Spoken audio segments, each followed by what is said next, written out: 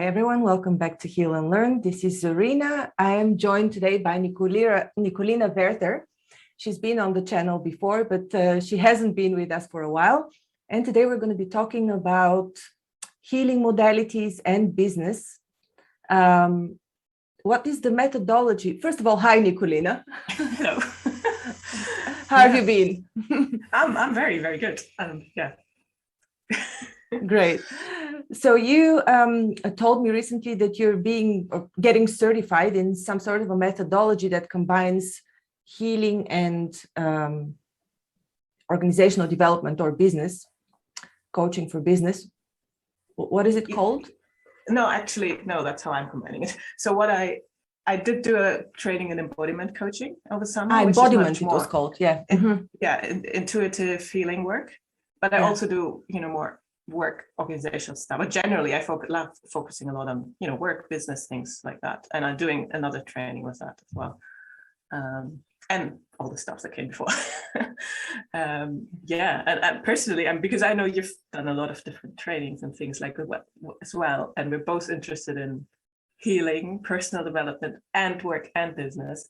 I thought it just could be possibly very interesting to see how we both approach it, like what we use differently or something.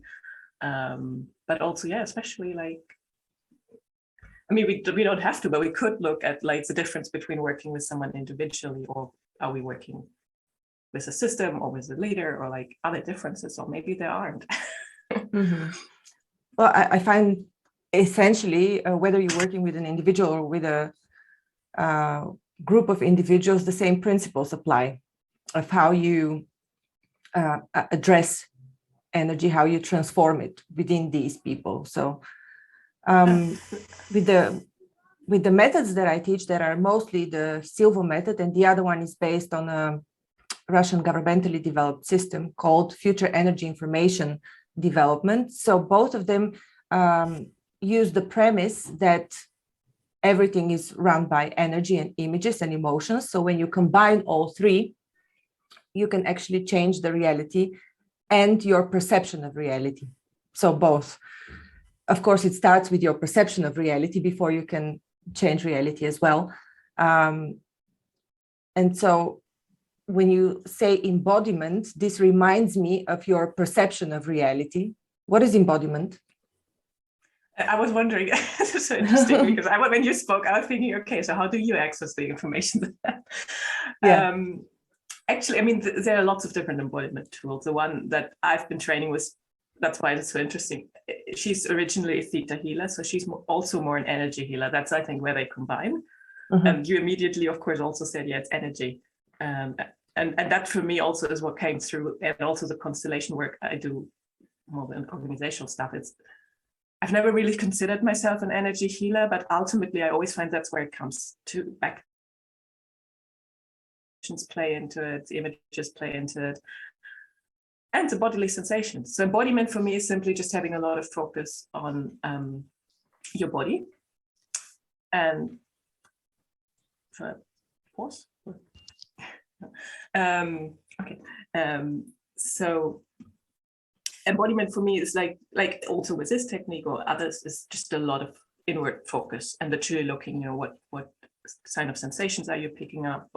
What's it called? The proprioception, kind of all the bodily internal things that you pick up, and use that as wisdom as well. So literally, like it's for me, it's a mix between having a physical sensation and just noticing in my body where energy goes, for example.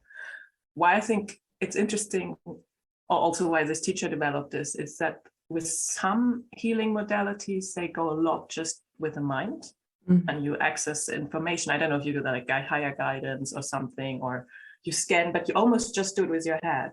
And I find the moment you use your full body to access the information, that's kind of really the difference. I just find it's almost more powerful because you really have to, be in all the cells of you and use all the wisdom that's in all of your body. Yeah, I find that most of these methods actually step on the same ideas, and they use the same methodology, but they're only advertised through the mind work, because it's easier for people that are very logically inclined and analytical to accept the mind connection of how you have to think rather than take their whole body in there. But with all the methods that I teach, I do exactly the same. People feel their intuition through bodily sensations, through including all of their senses. It's not only the mind, it's also the feeling from the heart. It actually has to do with integrating all of your emotions. Exactly. Or rather understanding them, you know, what you feel. And with one of the methods that I taught you is Russian based, you actually have to locate the emotion in the exact place in the body, because it has a code. It's coded somewhere in space around you or inside of you. And this is where you can change it. But first you have to feel all of the emotions so that you can find its IP address, so to say. I love that. I love the image. I mean, it's very similar. I mean, that's in this technique, we do the same. And usually we would ask someone, okay, what's the issue? Kind of thing. And then where does that relate to? Like, where do you feel it in your body? Kind of thing. Or like what's coming up with it. And depending on where someone is, sometimes they feel it in their body, sometimes they don't. But eventually that's, of course, where you want to go to then release the IP address. Kind of thing. I like it how you phrase that. Yeah, it makes a lot of sense. I suppose this is a similar technique that Christy Marie Sheldon uses. I took a course of hers like 3 years ago, maybe, and she also uses something similar. It's just that at the time when I was taking the course, I didn't realize that emotions are so important, or maybe she didn't put so much stress onto the emotions. I can't put my finger on, but maybe I realized years later how important it is. Anyhow, with the method that I'm teaching now, it is really living your emotions to the core, not only locating them, because you can't properly locate them unless you actually feel them. You know, actually feel the pain, the guilt, or whatever, to be able to locate it and remove it. So how do you do that? Do you invite someone to kind of be able to fully embody them, or? No, I lead them to a meditative state. I very often use the technique to go in alpha with the Silva method. So I mix methods. I find that the Silva method technique for leading people in alpha is very effective, but you can use any other meditative leading technique, such as yoga nidra or whatever. But with the Silva method, I've tested it many times because I've led groups with the Silva method in alpha very quickly. And I know it works very fast. So what I do is I lead them to a visualization. First of all, it's breath work and counting down, similar to hypnotherapy. And then it's a short visualization of a ideal state of being where they have felt emotionally in an ideal state for them. So each of them chooses such a memory, or if they don't have a perfect memory, they choose snapshots of memories that make them feel good. Or if they really can't make that, then they have to come up with an ideal state of being. But the reason I asked them to look for a historical event in their life for a memory is because it's already embodied. It's very easy to access it once you have lived it, rather than to create it from scratch. Yeah. And so we go from there then. Oh, interesting. Oh. And I'm just curious, like, so when you work, let's say more on the work business side of things, where you can't do woo-woo, what do you do then? Like, because then I guess, do you would still use things like alpha state or something, or do you adapt it? Well, I haven't had a training where I've integrated the Silva method yet for businesses, so I haven't had this yet. But I suppose at some point, be it in one-on-one coaching or in trainings, it would make sense at a later stage when people have realized all their motives on a logical level, when they've defined their goals that are in line with their soul search, something that we've talked about before when we talked about business with meaning, and when we had a talk with you about sensitive people. In the end, it's all about aligning with your purpose. So once we have done this with people who want to improve in their business, of course, we can delve deeper and embody it, so make it permanent by going in alpha, where people can understand it on a more deeper energetic level. But before that, it's always mind work. Yeah. No, but that's my experience as well, where I'm also at the point of, okay, so how do we combine these? Because, it's obviously really powerful to shift things on a quite deep level, but it's not always the first thing you can offer to someone. If they come more for the healing stuff, yeah, they kind of expect Nicolina, that. there's some sort of a noise. No, it's okay. Maybe it comes from your headphones. It's okay now. Okay, all right. No, again, I have it. Maybe it's rubbing on your shirt, the microphone. Yeah, the microphone should be somewhere else, actually. I'm not. Is this? Okay. I don't really use this. No, I don't hear the noise anymore. Okay, I'm trying to sit still now. I don't move. That's very hard. But let me know if it happens again. I've just noticed my microphone's a little bit pointing somewhere else. So anyway, well, if you could hear me until then, now it's hopefully fine. What was I saying? I was kind of talking about how we combine them.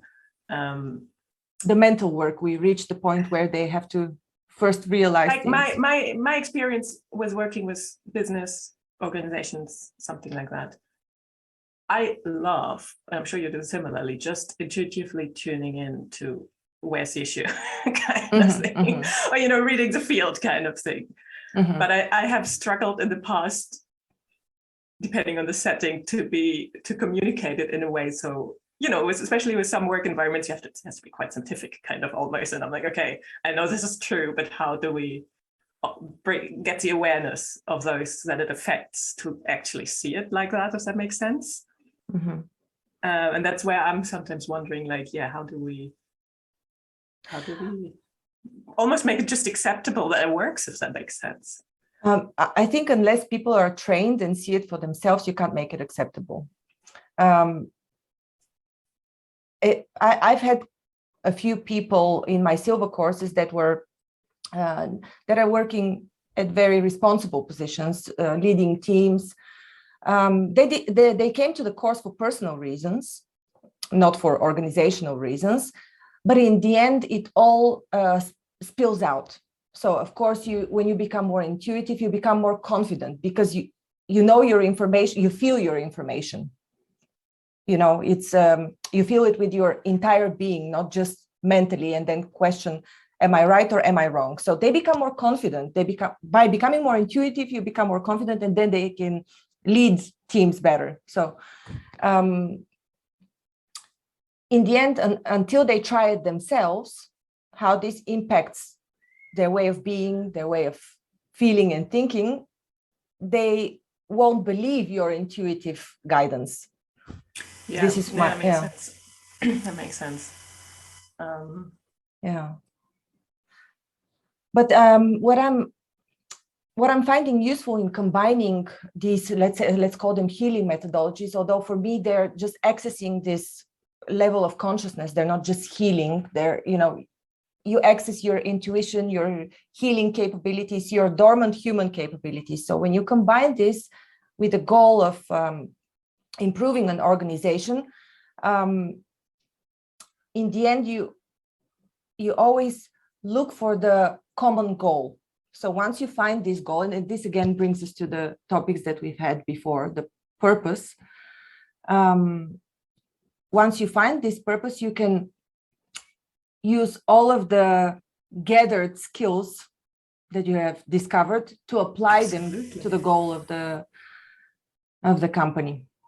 Exactly. I mean, I know we're thinking about talking more about the healing stuff, but I'm finding this fascinating because I totally agree. And obviously an organization is made up of humans, and the more they evolve and aware and able to tap into their potential they become, that's really ultimately what's going to change, an organizational culture, for example, or something.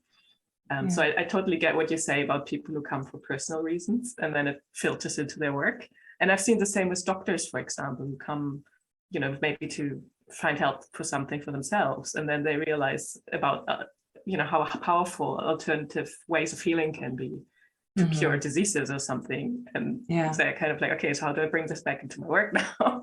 Because, the traditional medicine is great, but that stuff is also great. So I've also had doctors with the Silva method, and they say they use it as a secondary screening technique to So you just froze for a second. They use it for No, they use it as a secondary screening technique to make sure that their diagnosis is correct. Yeah, absolutely.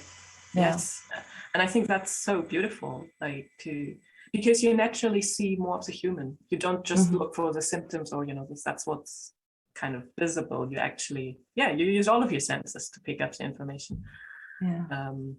I think it's a very interesting time we're living in. I think there's a lot of resistance, of course, also still out there, but there's so much where, there's just, to me, it feels more holistic, more wholesome to work in that way, no matter which context we're talking about. Politics, oh my God, I would love if politics would become more wholesome, That would be I just think magical. Yeah, I mean, we still have quite a few steps to the mainstream arena, but it's more and more people are coming to realize that that they need to take care of themselves, not only in a psychological manner, but also on a soul level, deeper than just going to a psychologist. And that's not to diss psychologists, of course, because I know a lot of psychologists that are using esoteric and spiritual methods. Yeah. And that's not to say let's all go all day long. It's just to be in touch with your soul. Well, I love it. We're touching on different areas of life, because it kind of brings me almost back to, how do you parent, for example, because that's where it starts. If you raise a kid with that awareness, you don't have to, try hard later on in life to make them understand. But if you have that parenting or the schooling system, which is open to that, then it becomes natural eventually. And a lot of course, parents are very, like you're a parent, I get into these things and try to raise their children in a very wholesome way, I guess. Yeah. Well, the schooling system is the starting point, because I'm lucky that I can take care of my child most of the time. But the moment a child is put at a very young age at a caring institution where people are just following certain rules and they're observing the child as if it's an object and writing down reports rather than taking care of the child, this point of the battle has already been lost for the soul of the child. It's already molded and programmed. Yeah. Yeah, I don't know that much about what's happening in the schooling, like in education. I just assume that there is a way to make it happen, because it does never mean we don't want all the rational abilities. I mean, they've been great. Of course, everything we've got. Yeah. It's just, again, like finding a way to make sure we can have both, I think, at the same time. Yes. Right. Yeah. I mean, there are a lot of kindergartens and schools that are going in this direction, developing the innate abilities of children, which is great. It's all going in a good direction, I feel, bit by bit. It's just that the majority and still the governmentally owned institutions are very rigid and unaccepting yet of alternative methods of raising children, or of raising them to be more conscious rather than, putting them in a box and measuring them towards the standard. Because that's what they do all the time, measuring them against the standard at this age, at that age. Isn't that fine? I was thinking, okay, let's do what we've just been talking about. Let's tune in to see where that resonates with me. I'm thinking, it does. I mean, I do feel it in my body. And it's because I like this whole idea of we have to collectively heal stuff as well.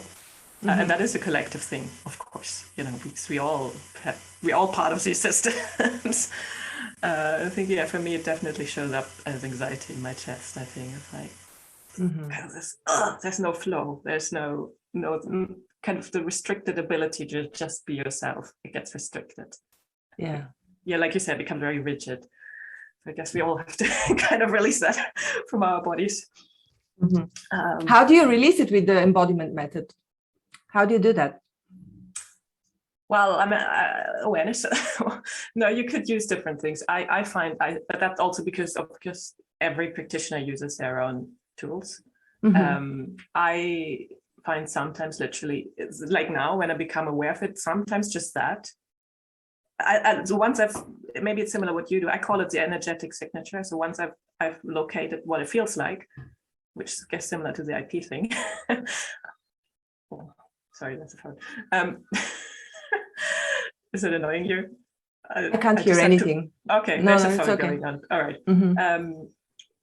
I sometimes feel like I can just relax into it. That's my personal way of doing it. I'm just like, okay, can I just relax into it? Often that's enough. Or breathe into it. With this technique, I mean, she uses all sorts of things. You could, bring light into it. Sometimes you want to shake it out, rage it out, scream it out. I don't do that much. It depends on the person. Like for me, most of the time, it's just acknowledging it, seeing if I can let it be in my body. Sometimes I would ask someone to use light. Sometimes I would ask someone to, if they need to stand up, shake it out or something. Yeah. It goes along the same line. Well, I was just thinking that it goes along the same lines as the method that I use of feeling it. So for some people, clearly they need to feel it deeply and express it. First of all, to be able to let it out, you will have to not only locate it, but acknowledge it. So acknowledge that there is some sort of a negative feeling there that needs releasing. And so in the method that I use, I actually use both methods in a different way. They're a bit different in the tools that they use. So with the Silva method, you go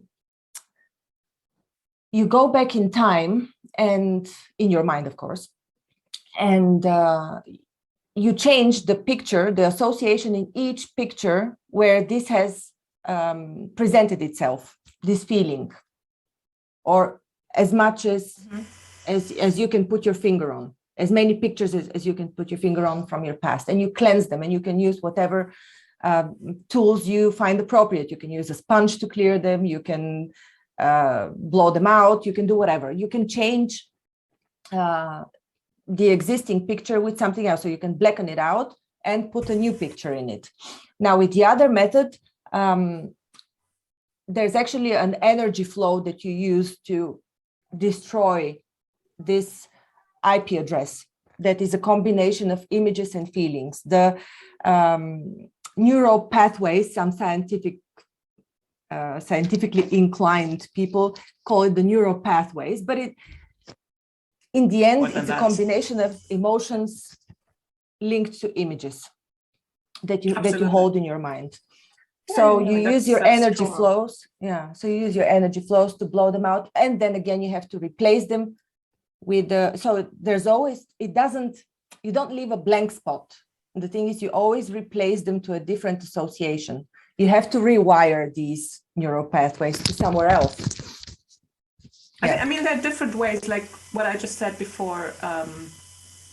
When I do it for myself, I guess I know that I have enough light, access to light or love. And I just automatically know, okay, if I release it, if I let it go, I know it's going to be replaced by light and stuff's going to light up. Depending on who you have in front of you, sometimes I feel like it needs a bit more nudging if they're not yet used to accessing. So again, like the person who developed it, it's fully titled as Sacred Star Embodiment Coaching. She uses a lot of energy medicine. So she accesses the life force. Ultimately, she wants you to connect to your soul light because that's obviously the most powerful. And then she uses, potentially sun energies and star energy just to strengthen someone while you go through it. But they're all light energies. And I just really find it depends on who I have in front of me if they're comfortable using those or not. Some people are not even comfortable using the word soul. And others are like, yeah, sure, I connect to my soul. So I find it really depends. And sometimes I feel like I'm saying something that makes no sense to the client, but they still kind of understand what they need to do for themselves. So I'm like, yeah, fine, do whatever you need to do. For myself, I think a lot of it has become make like the whole idea of, is it spiritual? What's the word? I think it's spirit, isn't it? Making whole. That's what it means. It's like the inclusion. I find often, like when I check, for example, where do I find the organizational or the systematic restriction we mentioned earlier? It didn't feel wholesome in my body. So I was just like, okay, can I just, accept it and let it be? And that for me brings enough acceptance and healing into it so in my case, I don't need to replace it because it almost happens automatic. I see. So it's the realization really for you. Yeah. It's individual for everybody. Yeah. Yeah, exactly. It's very different. And some people definitely process more through their head. Others people I find feel everything.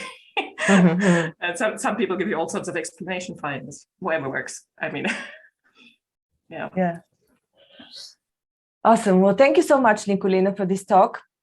If people need to get consultations or trainings with you on the embodiment work, or on doing better at work, on how to deal with career growth while being sensitive, where can they find you? The best thing to reach out, I think, is my email, info@nicolinaweather.com. I also have a website, nicolinaweather.com, but it's not that up to date at the moment. Or Google my name and you find me on social media. Yeah. Awesome. Well, I hope you join Heal and Learn with a program soon, as we've discussed. And I was just about to say, yeah, sorry, because I do actually have, I don't know when you put this live, but I have a masterclass coming up actually around the freedom to succeed, which is kind of me trying to distill a few of my learnings from the last months of how do you access this inner freedom, which allows you to be powerful or to make decisions easily or trust yourself and all these things. So it's, for now, it's just one masterclass. It's going to hopefully evolve into more. I don't know, it might be part of the membership. I think we still need to figure that out. But yeah, that's, maybe we can put the link or something underneath if that's of interest. Sure. Absolutely. Well, the membership Nicolina is talking about is the monthly subscription of Heal and Learn, where you get to choose to attend 4 group sessions with different trainers. You can check it out. I'll also put the link below. And I just wanted to mention that I'm starting a course for trainers, the Heal and Learn method for trainers, that is starting sometime in November. This you can find, all of these you can find on healandlearn.com/courses. And I'll also put Nicolina's masterclass coming up below the video. Beautiful. Yeah. Thank you, Nicolina. So I enjoyed it. Yes. Yeah. Bye-bye. Thank you.